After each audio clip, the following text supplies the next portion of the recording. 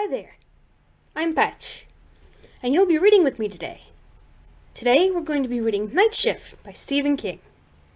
Did you know that Night Shift is actually a series of short stories? Is everybody ready? Great! Now, let's settle down, grab some cocoa, and let's begin. They came from the side streets, from the town green, through the gate in the chain-link fence around the school playground a block further west. Some of them glanced indifferently at Bert standing frozen on the church steps, and some nudged each other and pointed and smiled.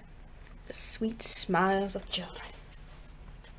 The girls were dressed in long brown wool and faded sunbonnets. The boys, like Quaker parsons, were all in black and wore round-crowned flat-brimmed hats. They streamed across the town square toward the car. Across lawns, a few came across the front yard of what had been the Grace Baptist Church until 1964. One or two of them, almost close enough to touch. "The shotgun!" Bert yelled. "Vicky, get the shotgun!" But she was frozen in her panic. He could see that from the steps. He doubted if she could even hear him through the closed windows. They converged on the Thunderbird. The axes and hatchets and chunks of pipe began to rise and fall. "My God, am I seeing this?" he thought frozenly. An arrow of chrome fell off the side of the car. The hood ornament went flying. Knives scrawled spirals through the sidewalls of the tires, and the car settled.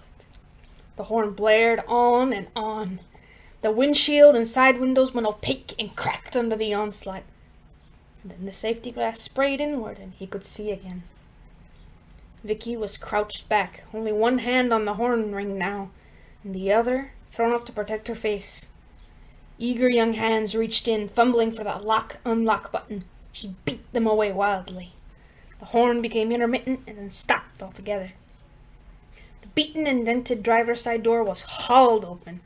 They were trying to drag her out, but her hands were wrapped around the steering wheel.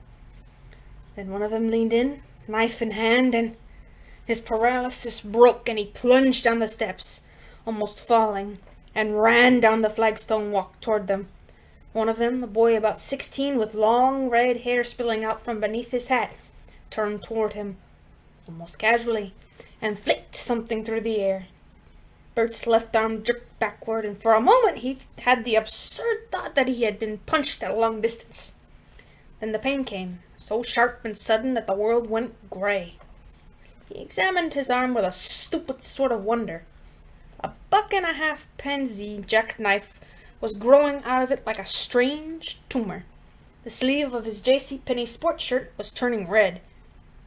He looked at it for what seemed like forever, trying to understand how he could have grown a jackknife. Was it possible? When he looked up, the boy with the red hair was almost on top of him. He was grinning, confident. "Hey, you bastard," Bert said, his voice creaking, shocked.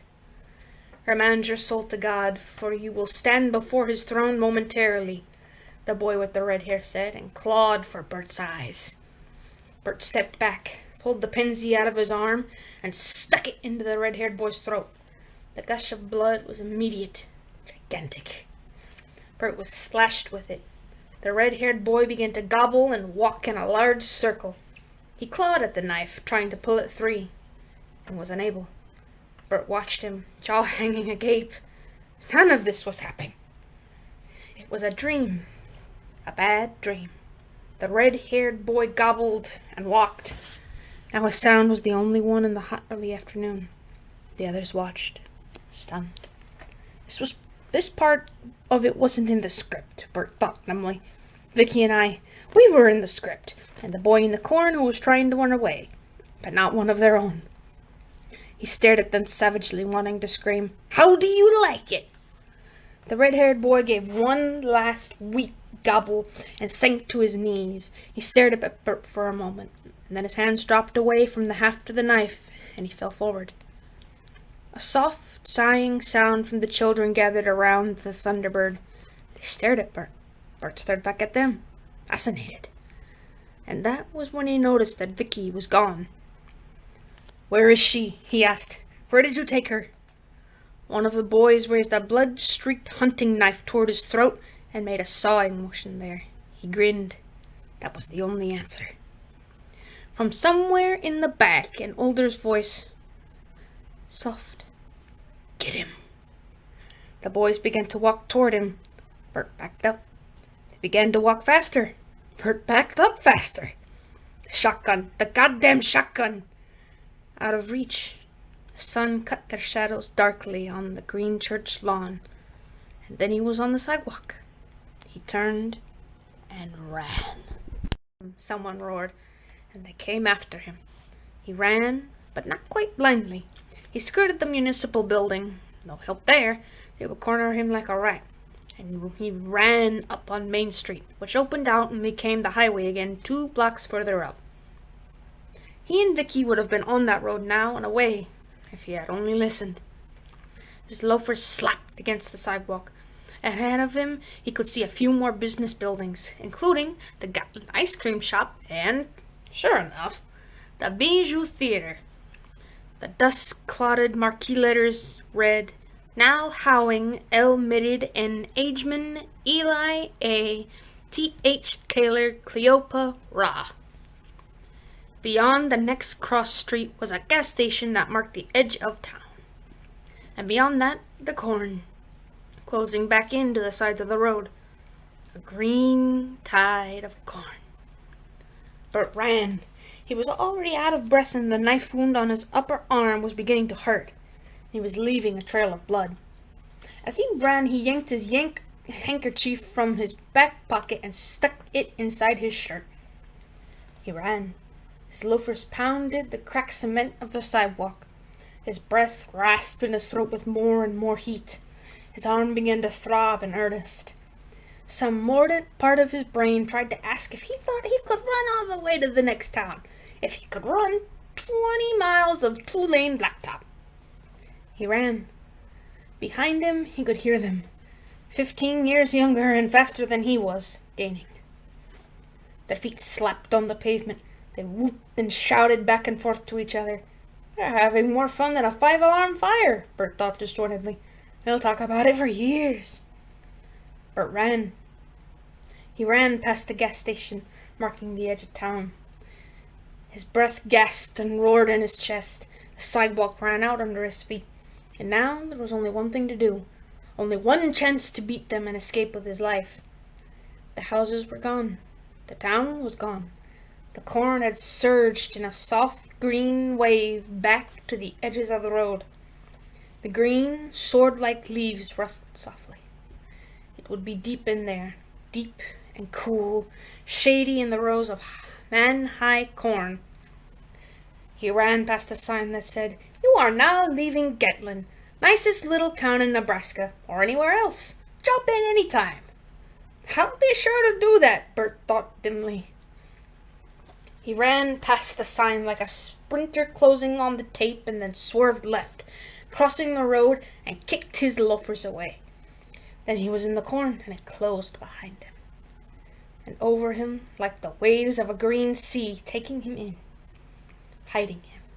He felt a sudden and wholly unexpected relief sweep him, and at the same moment he got his second wind. His lungs, which had been shallowing up, seemed to unlock and give him more breath.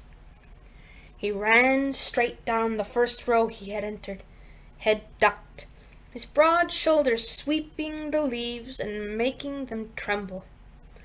20 yards in, he turned right, parallel to the road again, and ran on, keeping low so they wouldn't see his dark head of hair bobbing amid the yellow corn tassels.